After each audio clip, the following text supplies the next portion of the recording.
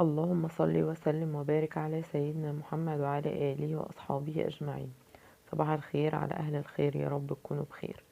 رمضان خلص، عدى أسرع رمضان علينا واحنا في العيد. كل سنة وانتم طيبين ويعود عليكم الأيام بألف خير. دي بقى ايه الضيافة بتاعة العيد؟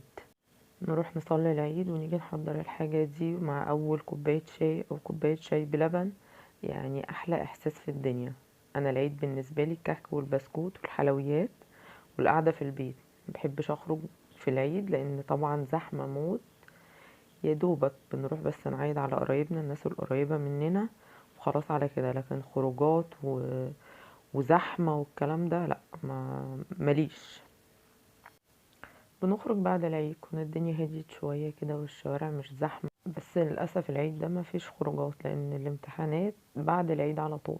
فالعيد ده بقى هنعمل فيه ايه؟ هناكل ونشرب ونتفرج على التلفزيون وعلى النت، واكتر من كده مش هنعمل. كل سنة وانتم طيبين ويعود عليكم الأيام بألف خير، والامتحانات تيجي سهلة كده وربنا يعدي كل صعب. هنا بقى أنا اشتريت كحك وبسكوت و... واللي هي القراقيش بالعجوة. ما بجيبش حاجة أكتر من كده. كنت بجيب بيتي فور وقريبة والكلام ده، ولادي ما بيحبوهاش وأنا ما بحبهاش، وبتقعد لحد ما تزنخ وبعد كده تترمي، فحرام.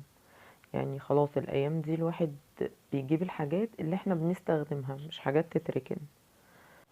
جبت الصينية بتاعت ايكيا ورصيت فيها الكحك والبسكوت والقراقيش عشان يبقى شكله حلو كده ويفتح النفس، رغم ان هم كلوا من العلبة من قبل ما ارص اصلا اي حاجة. وجبت بقى شوية تسالي وبونبوني وحلويات لزوم العيد. غسلت بقى الكاندي جار عشان احط فيها الحاجات عشان العيد بقى، ونحط في حاجات جديدة زي ما قلت لكم وانا بقى في الفيديو بتاع المشتريات. هطلع بقى كل حاجة على الرخامة واوريكم حاجة حاجة كده، اوريكم انا جبت ايه.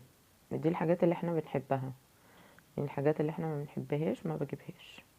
كده كده اصلا يعني هنا في اكتوبر ما فيش ضيوف كتير وما فيش حد بيجيلك كتير، الحاجات دي للبيت، فبجيب الحاجات اللي احنا بنحبها وبناكلها. جبت بقى الكاندي جار وهحط بقى فيه ده سوداني كده وعليه كراميل ومتغطي بشوكولاتة، ده انا بحبه. وبعد كده جبت بسكوت بالشوكولاتة البيضة وبالشوكولاتة الغامقة. طعمه زي الشمعدان بالظبط. اللي بالشوكولاتة البيضة ده طعم السامبا، لو تفتكروا السامبا زمان، والتاني طعم الشمعدان. بس طعمهم حلو قوي، وخصوصا ان هما فريش كده فطعمهم حلو. ودي نوجة، جوزي بيحبها وانا بحبها برضو. ده اللي هحطه في الكاندي جار اللي هي الكبيرة اكبر حجم.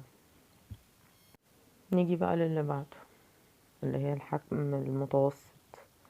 دي اللي هي الكوفرتينا الويفر، برضو كلنا بنحبها يعني بإجماع عن ان الكل بيحبها. انا مش جايبة كميات كبيرة، يعني انا جايبة عشان برضو سنان ولادي وعشان الاسعار في السما. ودي شوكولاتة فيها كريسبي من جوه كده، البنات بيحبوها.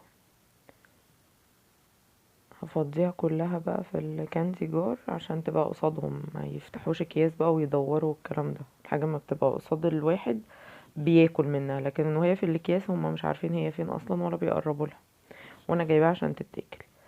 وده توفي بأطعمة كتيرة يعني، ابني الصغير بيحبه. هجيب بقى الطبق بتاع التسالي، جايبة لب عشان السهرة بقى ولزوم التسالي، ما لازم نحدق ونحلي ونحلي ونحدق، هو ده العيد.